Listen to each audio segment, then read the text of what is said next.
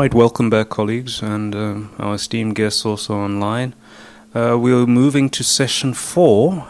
This session will be facilitated by Kinelwe Natu. It will be on indigenous knowledge systems, localization, and transdisciplinarity. All right, thank you. Over to you, Kinelwe. How I expected you to clap. Thank you. Yeah, I'm also part of the people that like blowing their own horn. I'm that self-confident. Anyway, I am Kinelwe Natu, and I will be chairing our second last session today, session 4. Without wasting any time, firstly, I'd like to thank you for coming back in after our nice lunch. I really appreciate seeing some chairs still filled. Let me just call up our next presentation because we absolutely don't have time. I'd like to call upon Denver Davids. Let me just read a quick bio for Denver Davids. Denver Davids is a senior lecturer in anthropology and head of department in the Faculty of Humanities at Nelson Mandela University. Nice, short, and simple. Welcome, Denver Harris. Denver Davids. Colleagues, students, I see some of my own students from my department here as well. Thank you so much. I have the unenviable task of speaking of the food. It's always interesting to note the politics of the stomach at such events. The presenter before lunch or tea breaks gets all the looks. I saw it, to hurry it up, right? Because we want food.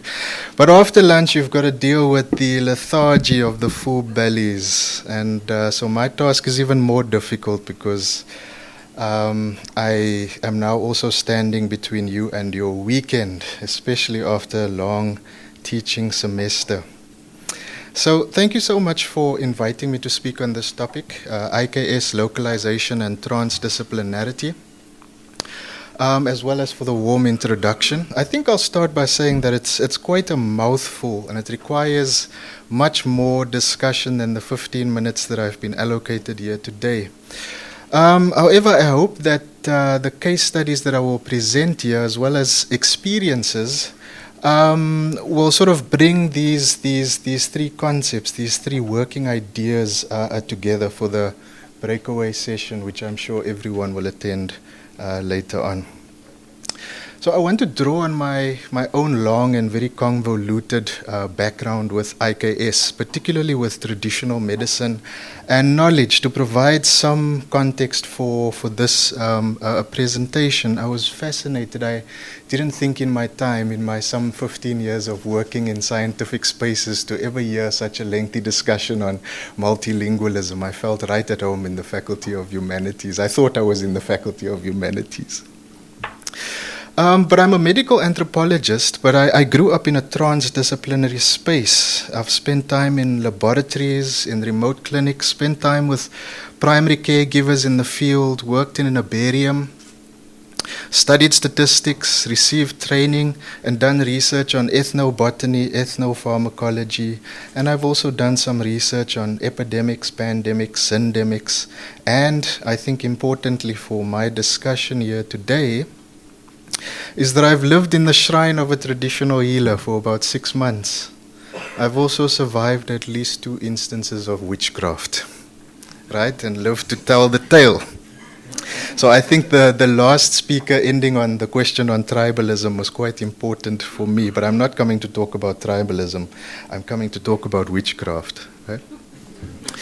The botanists in the room, and perhaps the statisticians as well, a bit later on, will be perhaps fascinated to learn that I completed, as an anthropologist who works in the humanities, my honors, master's, and PhD on Artemisia afra, on a medicinal plant, right? But my work is concerned more specifically with knowledge, right? It lies at the intersection of the so-called traditional knowledge and science, and like my favorite philosopher of science, Bruno Latour, I'm particularly interested in the practices, and my anthropological hat will say the cultures of science, right? And what I try to do is to follow practice. So in other words, I'm interested in how knowledge is produced, how it is constructed in different spaces and by different actors, such as botanists, such as healers, medical professionals, and others. And I think most importantly, I'm very much interested in doing what Helen Verren says, or what she has alluded to for at least the last sort of 15 years, is that we want to find generative ways in which we can go on together. Well, what does that mean, and how do we undertake such a task? Well, firstly, is to look at the issue of our history, our very long and convoluted history with IKS in South Africa. Right? I don't need to go into too much of that history, but it is that history of subjugation of particularly traditional medicine and knowledge in South Africa that also gave rise to the historical divisions between the sciences and the humanities. Right? I want to talk about this because I could only sort of share my experiences rather than, because I felt that it was very interesting, the discussion this morning, that we are trying to look at multimodal ways, trying to include this in our education. But what actually happens when the sciences, and anthropologists, we discriminate? A botanist, a statistician, a mathematician, they're all scientists for us, right? Broadly. What happens when we come together and do research? And is that possible? And what kind of conversations can emanate from such a discussion? The first point of departure in this sense is to realize that there are multiple ways of doing things, but also that there are different forms of knowledges, right? I'm drawing on Bruno Latour here. This is the second point, the epistemological assumptions about reality. In 1999, he writes and publishes the book Pandora's Hope. And a journalist, so Bruno Latour is a philosopher of science, right? And also a sociologist. And a journalist, a very brave journalist, pulls him aside and asks him a question: do you believe in reality? Right? And what a question to actually be asked, right? But I want to flip that today and ask, whose reality? Right? Because when we perform certain tests in the laboratory, when we do certain calculations, we are producing knowledge about one particular reality. And in order to produce transdisciplinary knowledge, we need to accept that there are multiple realities, right? And this is especially true in the health sciences, where Annemarie Mol writes a book in the Netherlands about the condition atherosclerosis, right? And she navigates a patient's perspective, but also through the different spaces in hospital settings. And she shows that in each space, a different enactment of the same atherosclerosis is happening, right? That same condition is represented differently by the GP, by the physicist, by a statistician, or on, for example, an X-ray. So there are multiple enactments of reality, and I think this is no more true than in the case of traditional medicine in South Africa. I really liked what a previous speaker said about the fact that transdisciplinarity and IKS is so well positioned in terms of how it sort of feeds into the nature of doing this kind of work, right? It draws on different discourses. So traditional medicine is one such example. Now, I don't know how much time I've got left, but I still have about, how much time? I've just introduced myself. 3 more slides, I promise, right? And then some lessons learned from these interactions. These are 3 case studies of transdisciplinary work that I've been part of for the last 15 years. The first, sponsored by the European Commission, was an experiential RTO study, retrospective treatment outcome study on chronic cough. But it was a very purposeful study in the sense that it involved traditional healers, public health, medicine, epidemiology, and a range of other actors. But the purpose was that we wanted to incorporate traditional healers, the Amagriga and the Inyangas, all the way through the process, right? And so you can only imagine what the laboratory at the South African Herbal Science looked like on the first day when a bus full of traditional healers arrived and lit Mpepo in the laboratory, right? And we started to burn candles and Viceroy and Smirnoff in every corner of the room. It was quite a spectacle, right?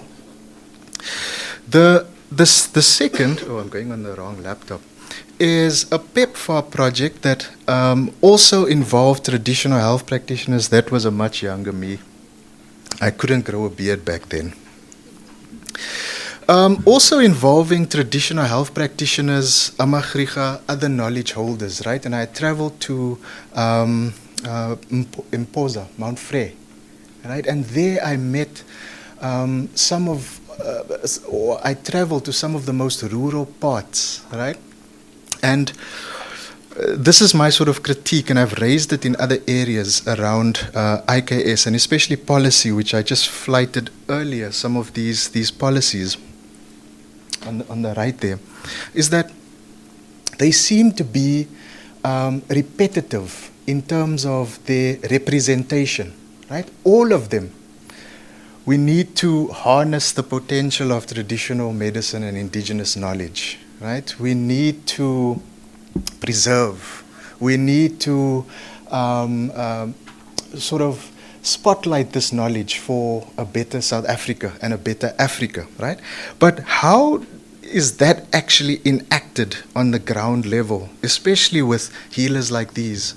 In some of the settings to which I traveled, I met elderly traditional healers who had never heard of Nelson Mandela before, all right? Who had never heard of the ANC before. And so the question that I ask is, how are these policies speaking to people like that, right? This was the second project. And the third one, and here I receive quite a lot of critique as an anthropologist, right?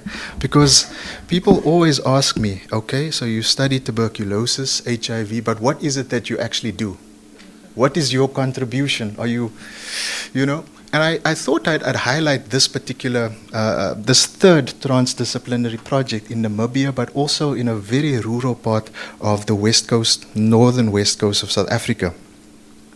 A good friend of mine was part of it, a doctor. I've deliberately taken the pictures, with him facing away so as not to show him. But the statisticians and the public health experts on the project had a particular view about the persistence of tuberculosis in this particular area, right? So we know that tuberculosis is actually a highly curable condition, right, if you stick to the medication. But what we found in this particular study is that people were reinfected all the time, right? And part of the nature of doing transdisciplinary research is the sort of rigid boundaries between disciplines, right? And I'm sorry to say it, but you see it and you feel it all the time, right? Whether it be linguistically, whether it be methodologically, it exists, right? And so as part of the power relationships and the bureaucracies as part of this project, they shooed the anthropologist out of the room at some stage, right? And then they, after 3 months or so, invited me back, to ask a question. Why are people getting reinfected? The numbers are lying to us, right? And I went back into the community, and the people confirmed that they had completed this survey and everything else, spoke to the public health professionals. And so I asked them, how is it that you are getting reinfected with tuberculosis? And after some time, they told me something interesting. They said that, well, we know that after a certain period of treatment, when you get tested for tuberculosis, it actually shows up as negative, right? And because this community was so small, local government, and these are mostly farm laborers who earned in the region of 100 to 150 rand. Now, because there were 20 people infected with tuberculosis in a population of about 2,500, it was a bit of a public health concern, right? So they had to isolate. And so they were paid a stipend as long as they took their medication and sort of isolated, right? And what they told me is that they had learned that after a while, 3 months or so, you show up as negative, right? So they stopped taking the treatment, so that they could deliberately get reinfected, right? So that they can continue with the grant, right? This is why we need multiple methodologies, why we need multiple actors as part of a project. So what did I learn? My time is up, I've been warned. They said I'm not getting paid past this point, so I must complete. There are 4 sort of pillars around transdisciplinary research. They are there. My presentation, I'm sure, will be circulated afterwards. But I want to just show some of the ideas, lessons that I've learned from these projects. Right. The first is that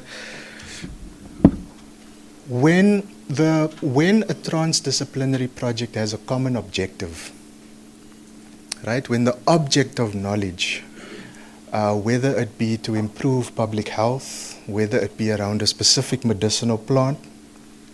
As we navigated these different projects and we shared the same knowledge object, it was only through when we were working together that the disease or the medicinal plants constituted us together as a community of scholars. Then, in the case of Namibia and TB, for example, where my doctor friend and I were both concerned about an elderly healer who was purportedly going blind, disciplinary stricture did not matter in that particular moment, right?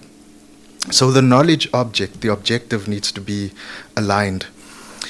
And of course, as we moved through these projects, our respective disciplinary relationships with the objects of knowledge grew, and so too did our understandings, as in the case of TB in this one village, brought us to the realization that our own disciplines have limitations, right?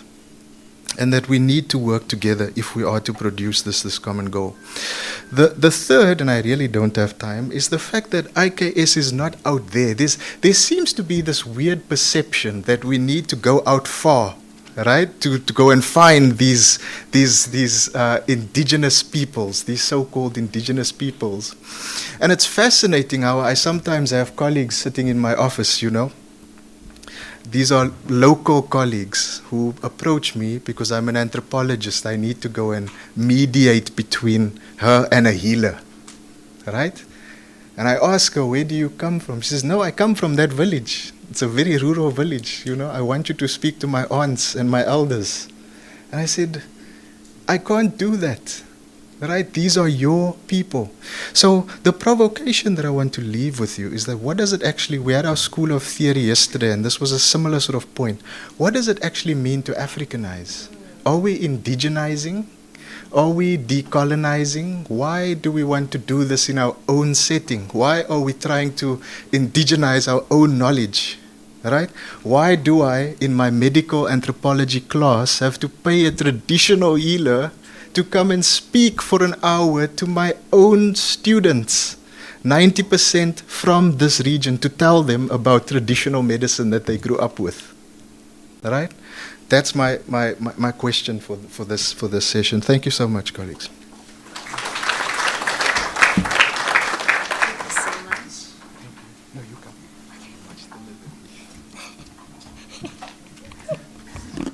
If only you heard what he just said. He said, "Pass, you're much thinner than me." Okay, thank you very much, Mr. Davids. I'm sorry that I butchered your surname a little bit there. As we move on, I just have a little bit of a comment that I want to make. And I did mention to my friends that I will avoid making any comments, but I have to make this one. I just feel like history makes it make it seems like it's almost impossible to completely Africanize or decolonize, especially the science curriculum, with these ongoing beliefs that Western ways of knowing are more superior than African ways of knowing. I think it is very important that especially us from the humanities department to sit here and listen to how science sees how they can practically decolonize and Africanize, because if you ask me, I don't see it. It is quite interesting to, to sit here and listen to all of these conversations, especially because sometimes theory cannot meet a practice, and hearing a lot of speakers today speaking about praxis and praxis, words like that, it's quite super interesting. Now moving on to the second part of our session, we have a panel presentations on the IKS still, localization and transdisciplinarity. I would like to call upon for this session Buyiswa Hlangoti, who's an organic chemistry lecturer, current acting dean, and science faculty head of learning at Nelson Mandela University. I notice that we don't inspire confidence here as an audience. Please clap.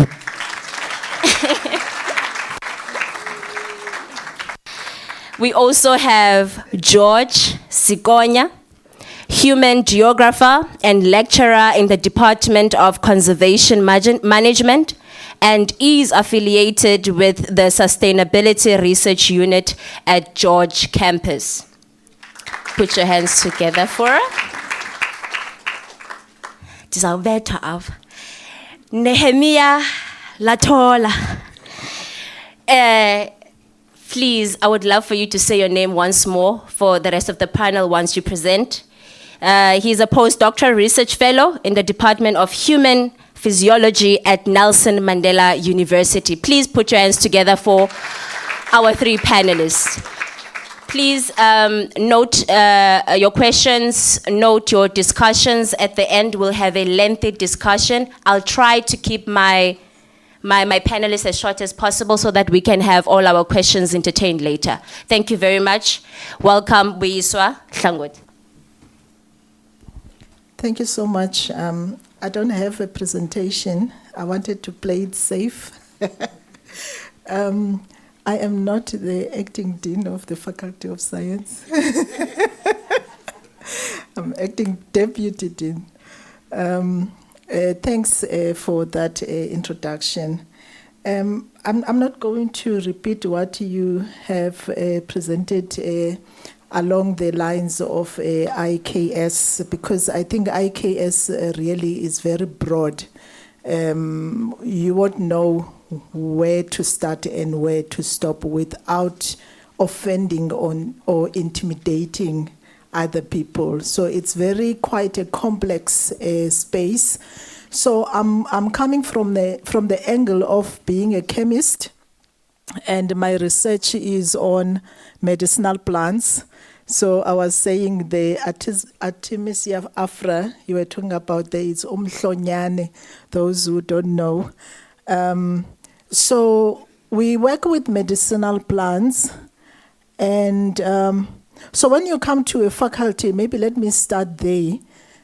You come, there's already colleagues there who are pushing research, and people are pursuing different types of research within the same space, for example, where I'm at of organic chemistry. But then you do try to align yourself with the group. However, you also need to follow what is of interest to you. So when I joined Nelson Mandela University, I was told that there was Dr. Talyard who was working on medicinal plants, but since he is passing, that project was never picked up. So then I decided that I'm going to pick it up because my PhD was on synthesis of natural products. So then I decided that I need to go back to the soil so that I don't just synthesize these natural products which are applied in pharmaceuticals, right? And the reason for that really was the interest that the indigenous knowledge users, how they process the plant extracts, right? The concoctions that we grew up drinking, but the way they process them and what we do in the lab, sometimes when we try to validate their claims, then we find that no, this cannot cure a certain disease, but yet they say it can. Then I was very much inquisitive in that, how is it different that we work on the same medicinal plant, but yet we get different results? So I was very curious. Then I followed up, and I started to work with Umam Jwaha. Umam Jwaha ngumakazi wam. So I didn't even have to go far and go next door or go elsewhere, because each and every one of us in our families, be it you Xhosa speaking or African speaking or English speaking, none of us, even in this room, who does not use a herb, right? All of us in this room. And if you say you don't use a herb, then it means that you don't drink tea, right? So then we have the knowledge holders who started, to understand, for example, rooibos, that can have these abilities. That science, it's not a new science. It was there from the beginning in Africa. So it's not a Western science. It's just that the science in Africa is not recorded. So that is why we need now to go back to those holders, the knowledge holders, and try to understand, how did you extract this tea for it to have these abilities, right? And also in the process, what happened that the chemical profile has changed over the years. And then they will tell you this information and give it to you for mahala, right? But then what we do as scientists, now we go and we clever, and then we go to the lab, we make these things, we patent these things, and we sell them, and then we forget about the people who gave us that knowledge. And that is the huge problem in the IKS space currently, because we don't go back to the very same Mam Jwaha, for example, to say, Mam Jwaha, I have a new finding. Because now Mam Jwaha also wants to be part of this. Thus earlier I asked about the power dynamics. How do we handle those power dynamics? How do we compensate the knowledge of someone who cannot be at the university because they didn't go to school? How do we bring them in this so-called knowledge space? So these are the things that we grapple with within the IKS space, especially in the medicinal plant space, because everybody is the owner. So the villagers in Eqonce, for example, if you go there and you want to harvest a plant, they will tell you, no, this is our plant. And you're like, okay, I thought this was nature. But then it goes back to what DVC Jack said earlier, that there were people who looked after the forest. So it means that they know what to do and what not to do when you are harvesting from a tree. And that knowledge is not written anywhere. So us as chemists, we come from that angle. So if this medicinal plant is treated this way by the traditional user, and when I say a traditional user, I'm not talking about isangoma. We have to debunk some of the myths as well that are causing the space to be very complex.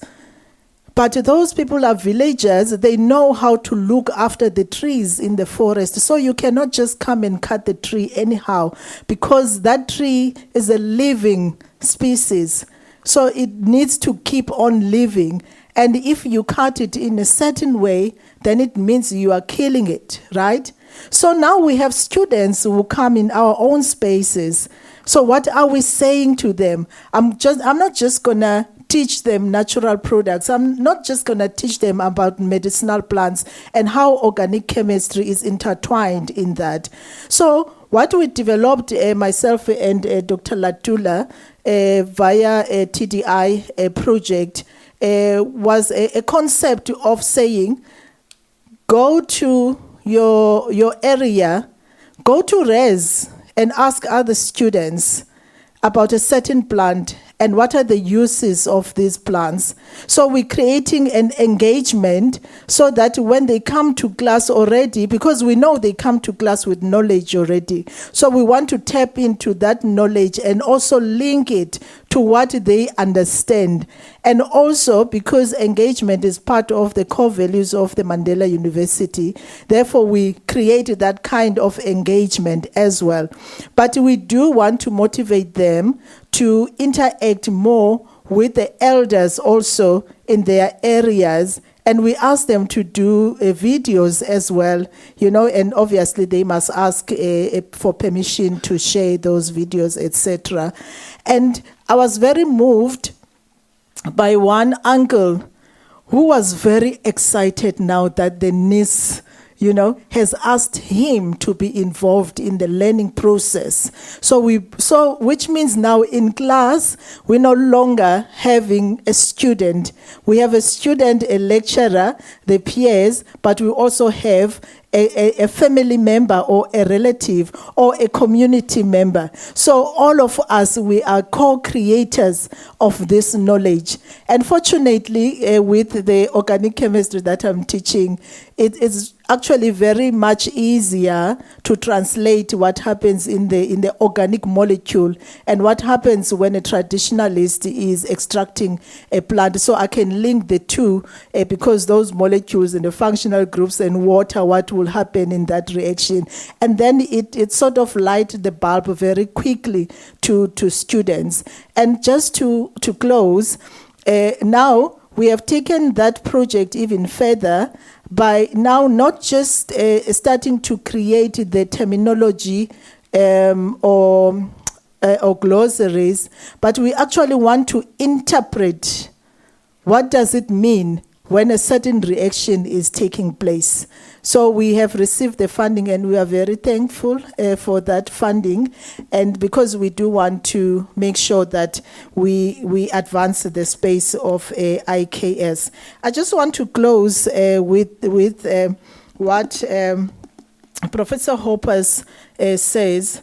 Professor Hoppers has a view that IKS, especially for our faculty, is very relevant in the endeavors that we want towards our Africanization of the curriculum initiative. She advocates that we can create spaces where indigenous knowledge systems can coexist with conventional science education, emphasizing the importance of recognizing diverse forms of knowledge as legitimate contributions to understanding and solving contemporary challenges. Thank you. Thank you very much. George. Thank you. Good afternoon, colleagues. My name is George, and I'm from the George campus in George. I really couldn't resist that. So having preceded by an anthropologist and a chemist here, so I've got a very fine line to walk. And I'm going to start in this way, in acknowledging, or rather, laying the foundation on what I need to talk about in conservation. I come from the Department of Conservation Management. And I think a befitting introduction would help in that regard. Unfortunately, I'm going to speak in Sepedi, but there are people from Free State and there are people who watch Skim Sam, so you can piece that together. Kena mpele kena mina kwena. Rena ba gaskonya re ba bina kwena ke rena ba bina kwena tilu. Rena di kwena batho ba tswa go ga mongatane mashabela. Kua ga tamatisi ga elewe go bane tamatisi ke thola. Rena re di kwena tša tilu tšeo di boa go modupe mpala ka taneng. Ra re ge re tshena modupe ra hwetša noka e tletše ge re e tshela. Re ba ena lehlaka le bomantshehlenkelle. Ke rena bana ba manka tudu le phahla, rena bana ba mphela rep. Rena bana ba podumo e tala morwa mosehlane, bana ba maeletši kamela le morwa mosehlane. Ga ke tšhabe kgati, ke tšhaba baditi. Now, I don't know if there are people who speak Sepedi in the audience, but if they are, le a kwishisha bana ba Tharientsho. Now, this is sereto sa rena ba ga Sekonya sa kgoro ga Sekonya go ba the Sekonya clan. Our totem is Nile crocodile. I had to Google what it is. It's Crocodilus niloticus. I mentioned it that kikwena. And then I've also mentioned tola. Tola is a fruit in the Solanum genus. It's Solanus aculeastanum. It has medicinal uses for both people and for animals. Sidiba, I refer to Badiboba. Sidiba is a pool of water. Noka is a river or a stream. Lehlaka is a reed. It could be many different species. And then Podumo, I couldn't find what Podumo is in Sesotho or Setswana. It's a lion or a red wild beast. But I'm going to interpret it to mean like a beast of sorts. I'm starting with this sereto of our clan to indicate how my identity and the connection I have with my forefathers or those who came before me is deeply intertwined with biodiversity, with nature, with natural resources, and most importantly, with non-humans. Now, this looked at in the context of nature conservation. One thing that we know for a fact is that conservation in Africa and elsewhere is deeply shaped by colonial frameworks, from Yellowstone to Kruger National Park and every park in the world. Close to, I'm going to just say 90% of those people were evicted to make way. Same in Kruger, same in Yellowstone. And people's lives were devastated. That means this connection that I've just highlighted and emphasized, where people were separated from these natural resources or the biodiversity or these entities with whom they believe that they share connection, which they believe they share characteristics. So if I have to defend myself, I believe that my response will be like a crocodile, the ferocity of a crocodile defending itself. We believe that's where I draw my strength from, or that ferocity. But the challenge we have, Dean and Deputy Dean, in nature conservation is that which we teach our students does not talk to this. Last year we were in the same forum. I spoke about Umajola. And I said, I'm from Limpopo, I'm not from the Eastern Cape, but I know Majola from my students. And I research in customary governance. And I use the example of Majola to my students. And last week I did the same in a Ubuntu class with my honor students to say, if we have a legislation that is intended to protect a endangered species, it's going to cost government a lot more in resources and manpower to protect that. But if you go to the Umajola clan in the Eastern Cape, you may very well find that the snake is thriving. The Minister of DFFE doesn't even have to worry about ensuring protection for the species because the beliefs of Umajola clan affords that species protection and it's not harmed in any way. But when you bring this to the students, the perception, or rather the view they hold is that, these beliefs around biodiversity and natural resources within which people live, they're one, unscientific, two, they're just perceptions, and three, they're just beliefs. But it goes beyond that. If Umajola enjoys protection from Umajola clan, that is the best form of protection that it can enjoy, that legislation and Parliament and the minister would struggle to ensure. But we don't teach this. We use as examples, we use it as case studies, and the module itself doesn't even have in the outcomes, doesn't have none of these things. It's an initiative of individual lecturer, myself in this case, I have to say, deciding to bring this.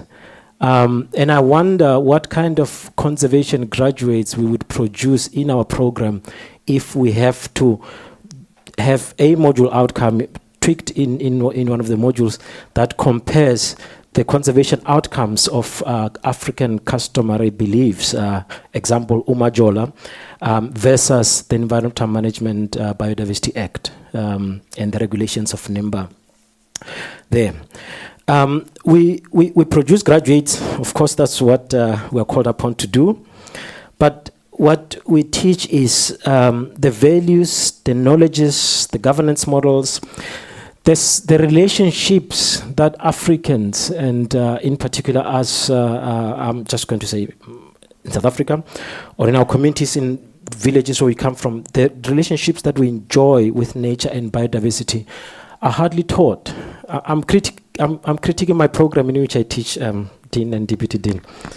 For instance, the customary governance that I teach, we've got a module that teaches these regulatory frameworks, but they talk about NEMA, the Water Act, NIMBA, NEMPOWER, the Constitution, and these things.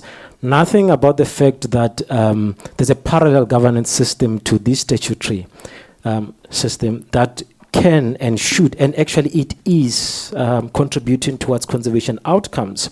And this is because people know that we've always been harvesting resources in this way. And I can't escape alluding to the DVC, Jack, on what he shared, because last night at dinner I was talking to my colleagues about traditional healers. I would bring this in class, and the first thing students in my class come to, they say, no, the communities must be taught how to harvest, how to do this. But every traditional healer initiative, Sangoma, or when somebody goes through the process of Ugutwasa, I've never been through it, but I believe that they're taught how to harvest roots, bark, leaves, fruits, etc., without killing the tree. But again, to bring that into the class and teach students that shouldn't be the case. Most of the time, it has to come from the initiative of the lecturer. It's not part and parcel of what we teach. It's what the lecturer is passionate about or feels like needs to be corrected.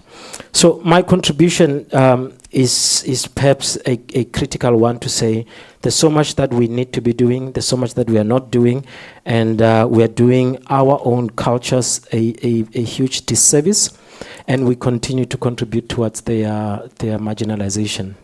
Thanks. Thank you very much. You can take the presentation stage. Do I take this one? Yes. Or you can use that one, it's fine.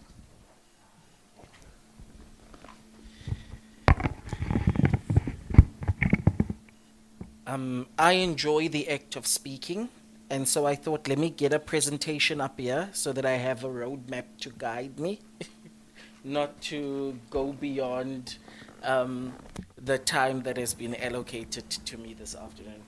Thank you to the organizers, to the dean, the deputy dean, and everyone for the opportunity to share. I thought today,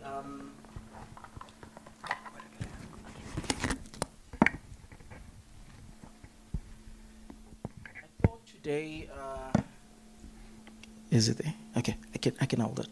I thought today that maybe it would be helpful to present a framework for thinking about transdisciplinary IKS localization within the curriculum, and I'm going to have a example of the organic chemistry project that Dr. B has referred to, but I'm also going to speak towards it and not speak about it because she's done a lot of that. So when we think about our science curriculum in this case, we are mostly talking about we are preparing students from diverse backgrounds for the future of work. That is how we could locate ourselves, possibly within a scientific paradigm or university.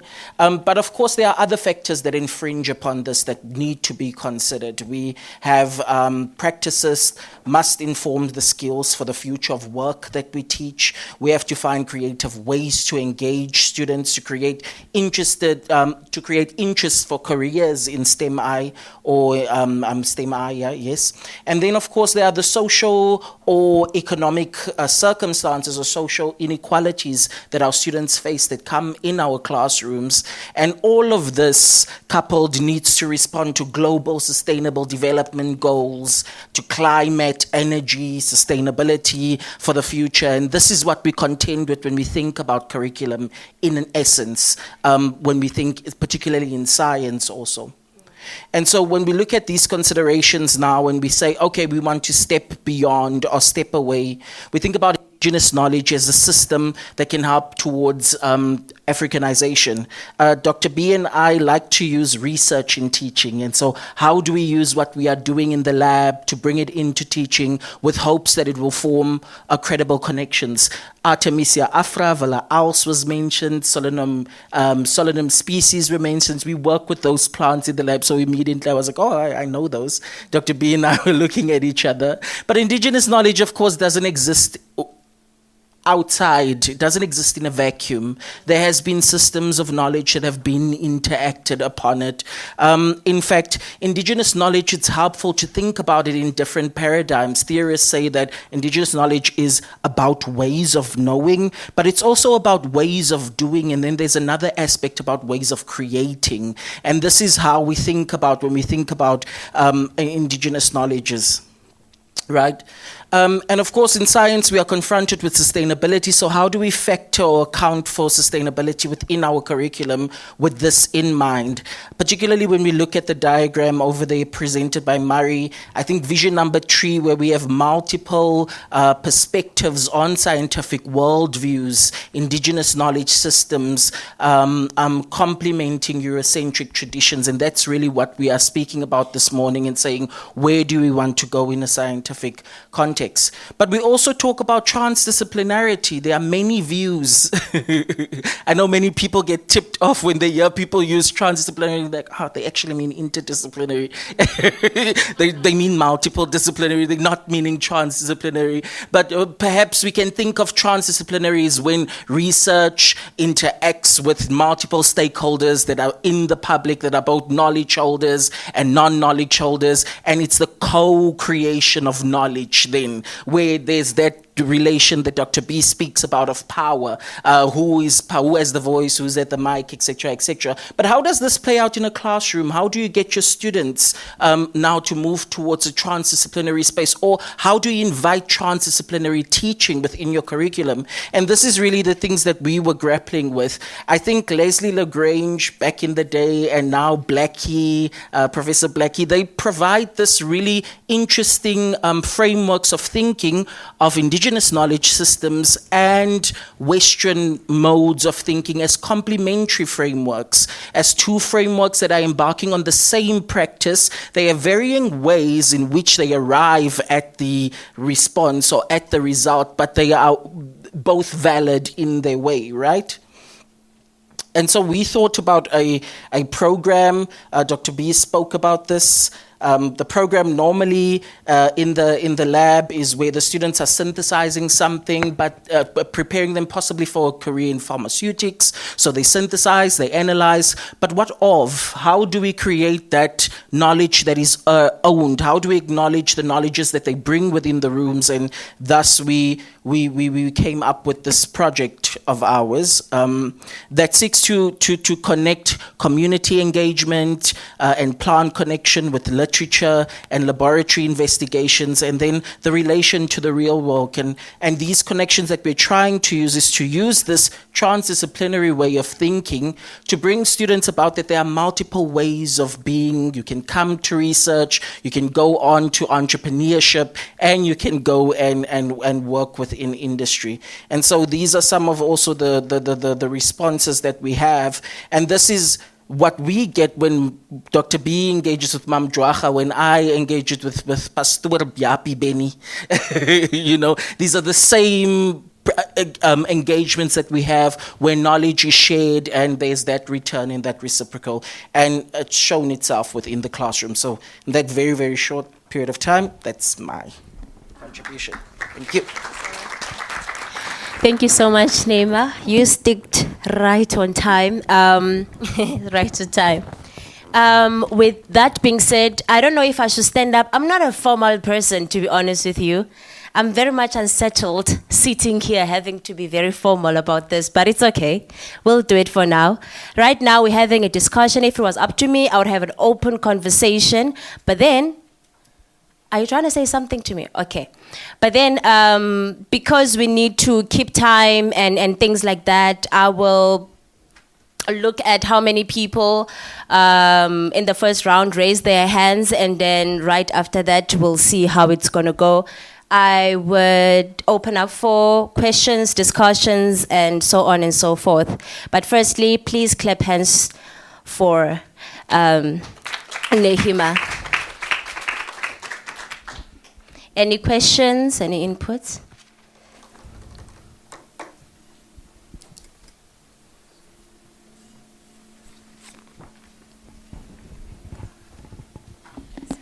Thank you so much, Kenele, for this opportunity, and let's thank the presenters as well, because this leads us close now to implementation of some of these things at curricular level, which is what we want. That's part of the questions I pose.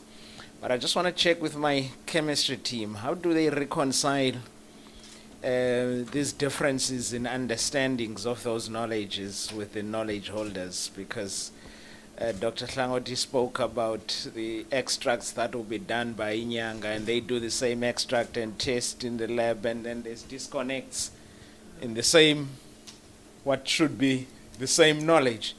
So I just want to understand learning processes that then take place between themselves and community members around this knowledge, these different methodologies in terms of producing that particular knowledge. Thanks. Thank you. Let's take a second question and probably a third question, and then we can have our panelists respond to those. I hope you noted the first question. How do you reconcile these differences of understanding these knowledge methods?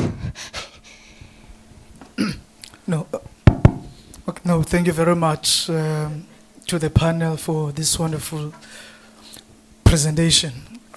I just want to note that when it comes to indigenous knowledge systems, especially in research, it always starts very late, right?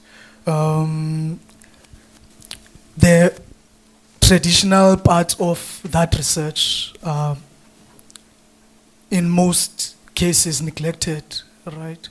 So I just want to hear from the panel what can be done to mitigate that issue, especially in mathematics. Right, in mathematics, they neglect the part of Libombo and Litaba, which were bones that they used in Africa for mathematics. So, in that aspect, what can be done in order to get our our tradition, our history into research. Thank you. Okay, that's our second question.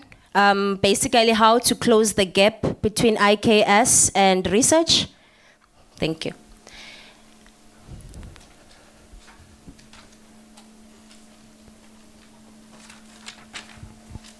Thank you so much to our chair, and thank you so much to our panelists. Mine is on the how do you ensure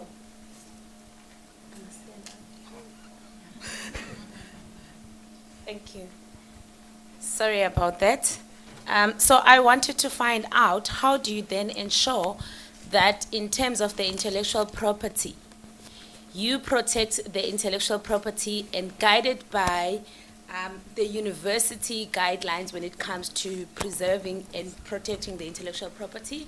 And also, you also don't want to, you want to maintain the relationship with the community members. And I'm posing this question to everybody, but how do you then ensure that, there is that thin line where you get to protect the intellectual property as well as maintaining the relationship with the community members? I like that question. Basically, she's asking how to ensure protection of intellectual property, if I got that correctly. Okay, now we can move to answering. I would like to start by my, yes. Thank you so much, Prof. Chentu. Nemo can also add. So, and I'm glad you asked this question because it's a very important question, and this is where we normally differ with our community members.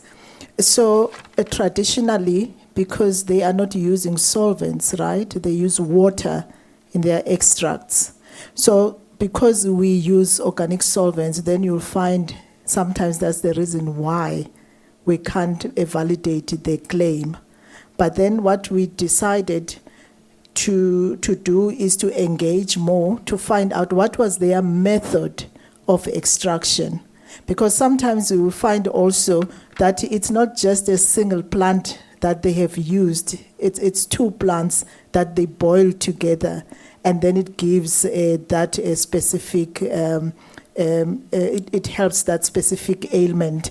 So without that information, then you can't move forward in the lab. So you have to go and get that information, because it could be that you're looking for something that it's not even there.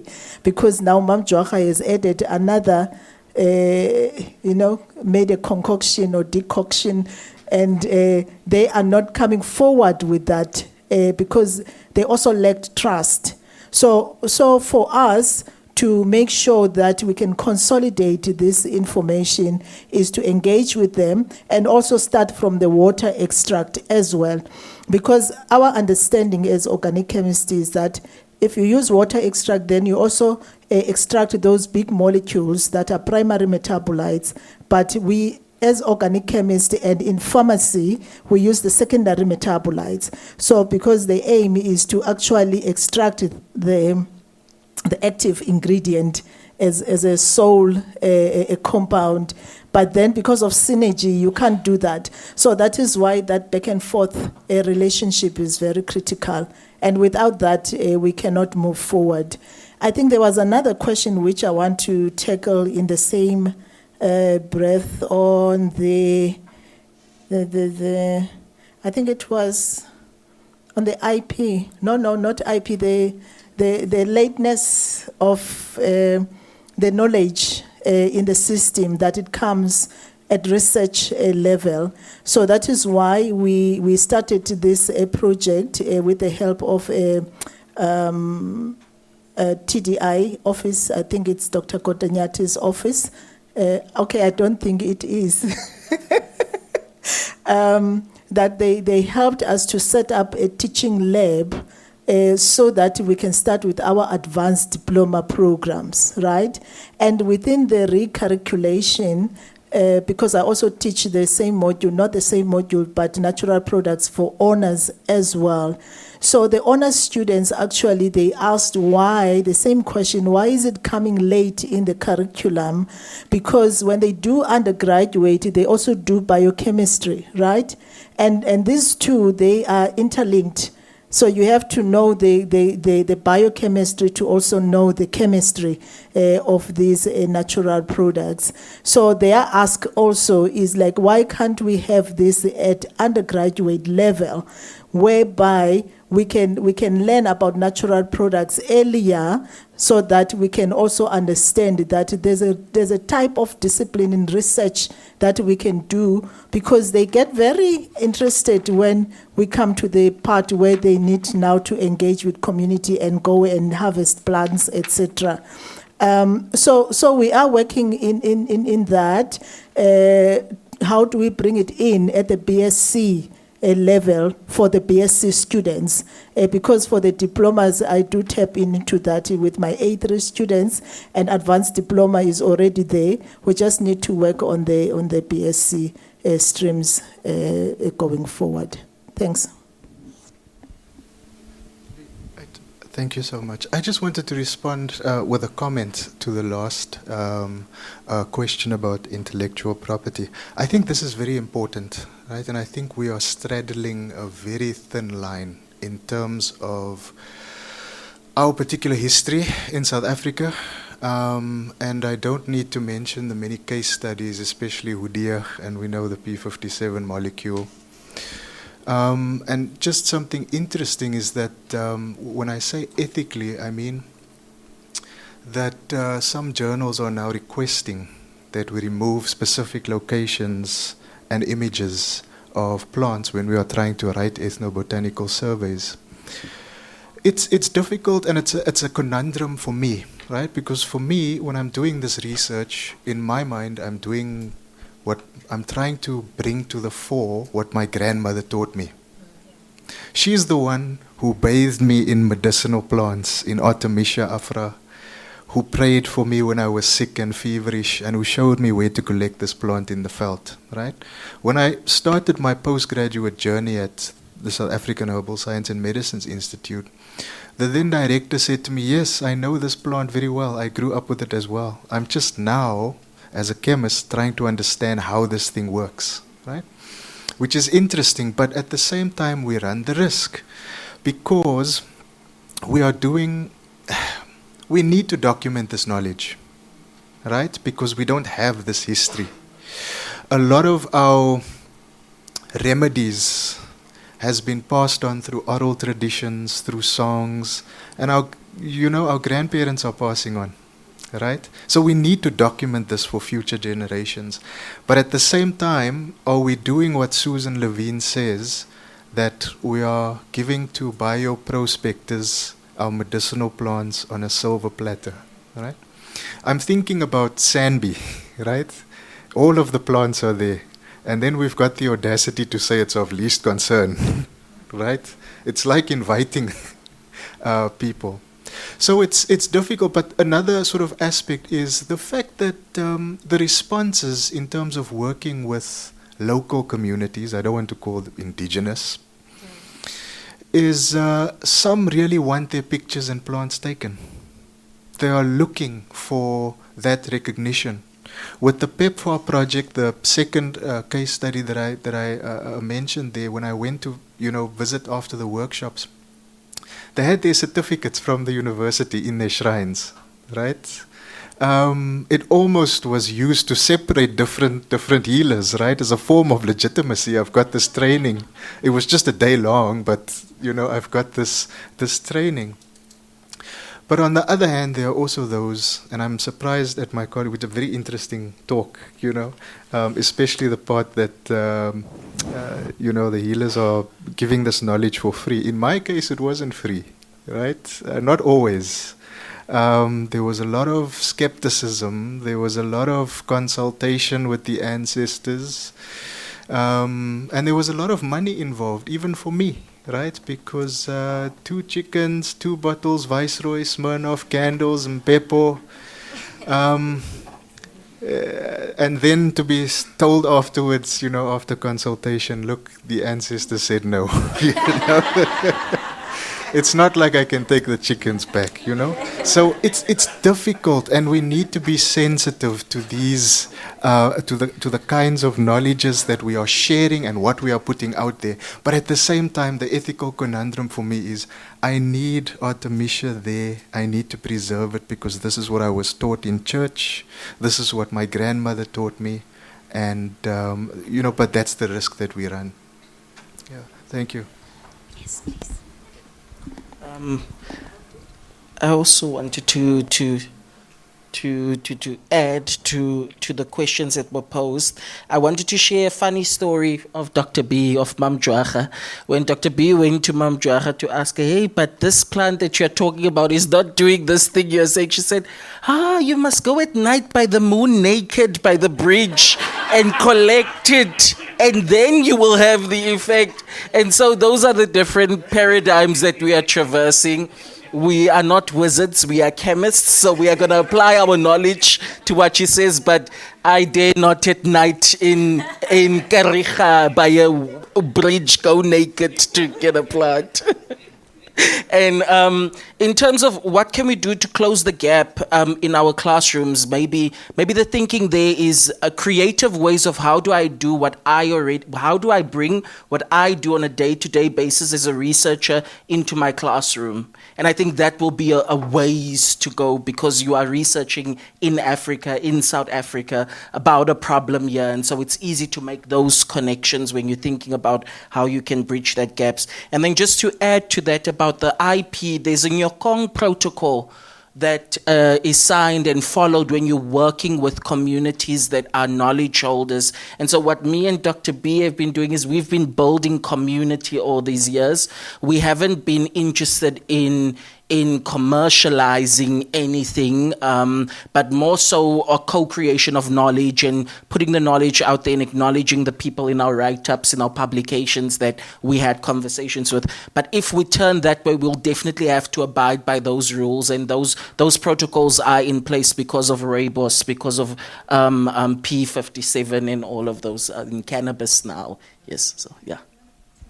Yeah, I just want to throw something in there on the question on, on the IKS and somewhat a bit of a neglect. At least in my discipline, and I'm going to speak for the sister departments, colleagues in audience, we train students to go manage reserves, to go manage plantations, to go manage farms. And you only have 2 years to cover all that, from HR, finance, and then the discipline knowledge. So then that takes up time to then start teaching about the relevant IKS in those 3 disciplines. But I think with the recurriculation process, perhaps we can creatively create space to incorporate those, so that we're not only training to go technically manage, but also to be a thought leader in the field. Okay, Dr. V. I'll just add one thing, right? And I think George mentioned that and sort of highlighted that to Prof. Chendu and myself. I am involved in the program, the TAWO program, right?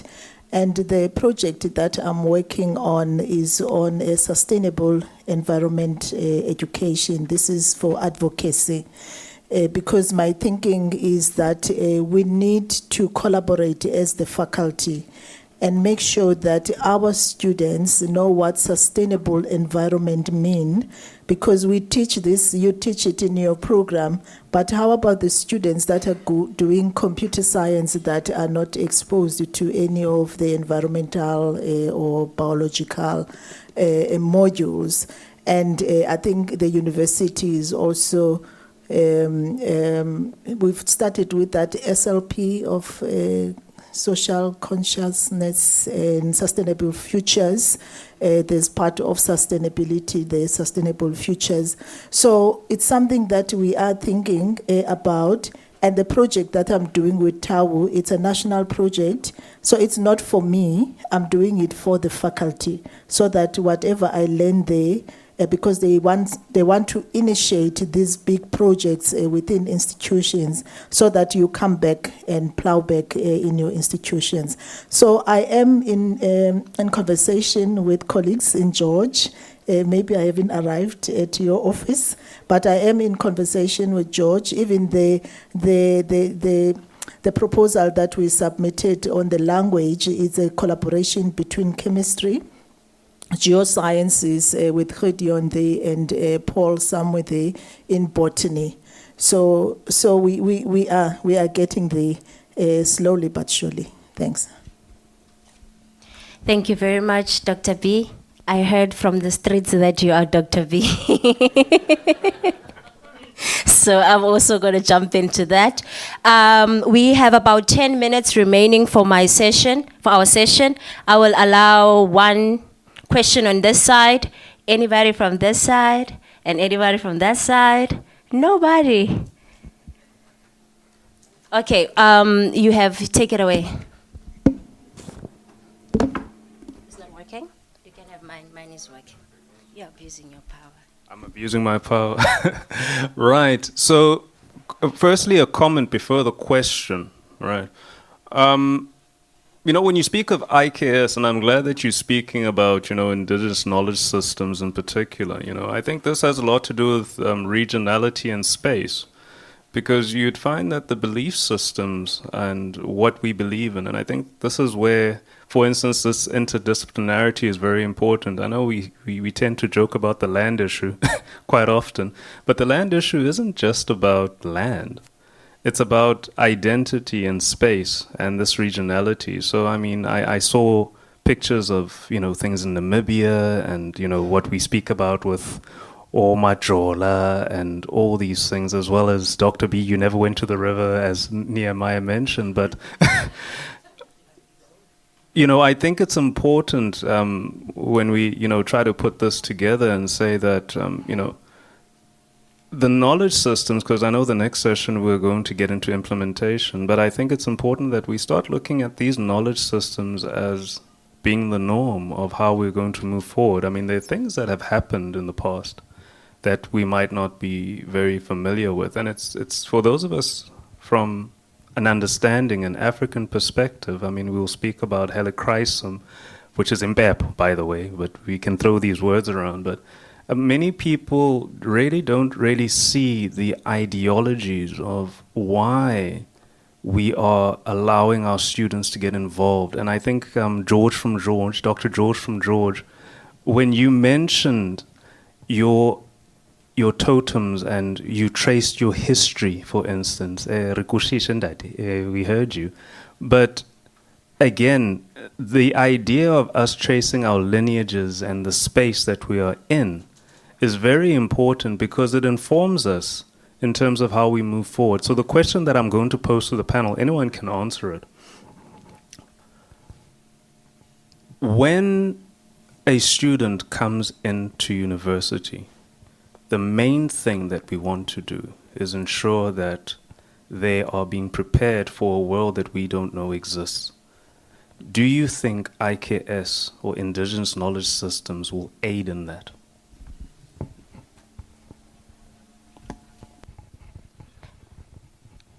Yes, we are prepared for a future. No, I'm just repeating the question. No, I'm not responding. I'm just thinking. You are responding? Why is everybody running away from this question? Are you going to respond? Yeah. But I can't be that bold. I think it needs to be asked of all of us whether we are prepared. But strategically, what we are saying, we've got graduate attributes. And those graduate attributes at our university speak to the in-depth knowledge of the discipline, because that's one thing that they must have. But they also talk about the socialization and the conscientization about what is happening in the world. And it also speaks to adaptive expertise, meaning being ready for a world that you do not know yet, which means you teach them skills that will enable them to have these portable and transferable skills. So that's what we're supposed to be doing in the classroom. Am I confident that it is happening? IKS will do that? Certainly. Because you cannot have a graduate who only knows their little space, the discipline. And indigenous knowledge systems allow us to view the world in its entirety, not just this small world of not going to the river and being naked at night. So yeah, that's my answer to that. Thanks. Thank you very much. Sorry, I wanted to reiterate the question for maybe the panel that didn't hear anything. Do we have answers? Oh, okay. It's just the question that's the problem. Okay.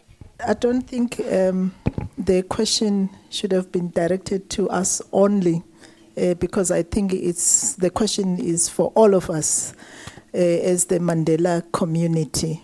But I do want to add that I've seen a lot of work being done at engineering department as well. I think they are excelling in that space, and how they are collaborating with other faculties as well in the same space.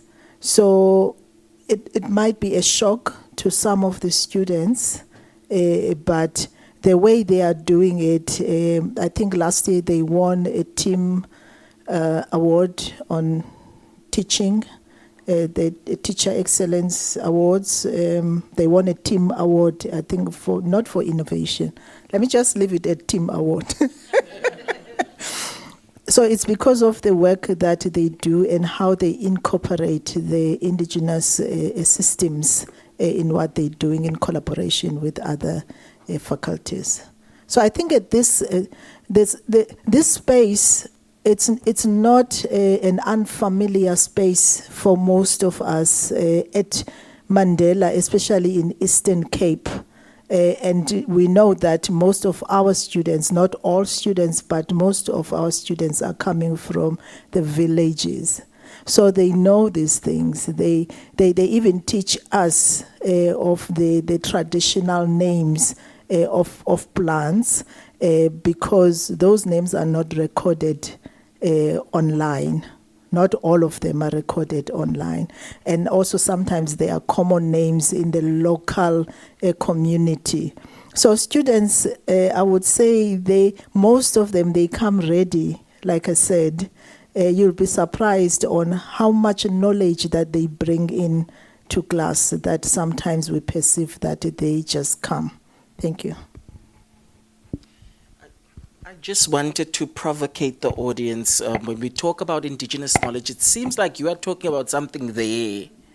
And the definition of it, when I do engagements with school, I always ask them, what is indigenous knowledge? And then we put up pictures of the Khoisan and that's indigenous knowledge. But indigenous knowledge simply means the knowledge of the space, of this place. So whether it's now or yesterday or 10 years ago, it's the knowledge that's percolating right here and that's around us. And so if you're asking me, is there a challenge with incorporating indigenous knowledge, then I'm telling you that you are restricting yourself from the knowledge around you, because what we're simply saying is incorporate the knowledge that is around you, that is brought in from you by your students, that you have a lived experience with. I was also a granny's baby who was bathed and forced fed medicine, so I relate to that. So really, when you think about IKS, think about what in my immediate knowledge sphere is there at my disposal. You don't even need to think about pre-colonial. You can think right here, right now, and incorporate those thinkings. Yeah. I would take that as the closing remarks for our panel here. Thank you very much for making it this far. I have gifts for you. Sorry. I have gifts for you.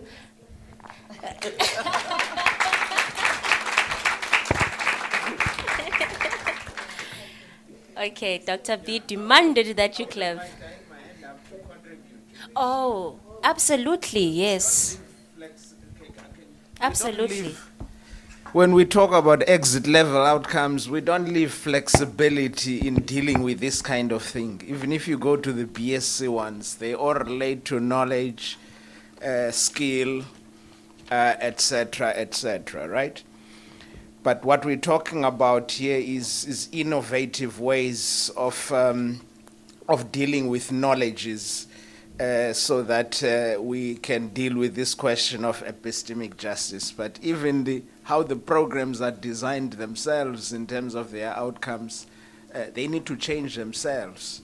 They need to leave space for understanding that information does not need to be complete for you to deal with this problem. So we need to give a methodology of problem solving. Our students need to learn skills of problem solving and admit limitations and incompleteness of information where it's not available. But the outcomes of programs don't give that room to say we don't know this thing. Yeah. Basically, what he is saying is that theory does not translate to reality. With that being said, I would officially close the session. Please put your hands together once again for Dr. Didi. There we go, Dr. Denver. This is yours. Now I have to go one by one. Right? Very easy. Thank you so much. Thank you.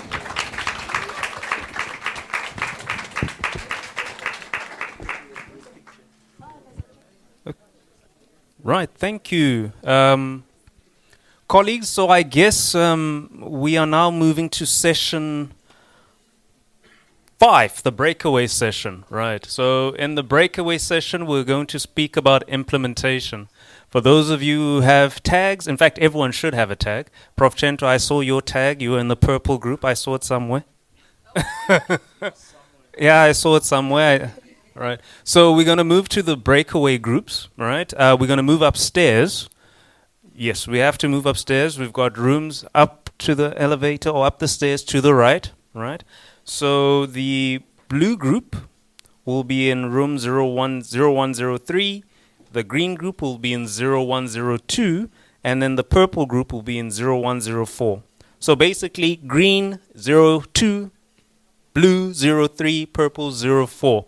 So in that session, just to give you a bit of outline, but I know the facilitators will also speak to you about it, we've spoken so much about, the Africanization concept. We've spoken about IKS.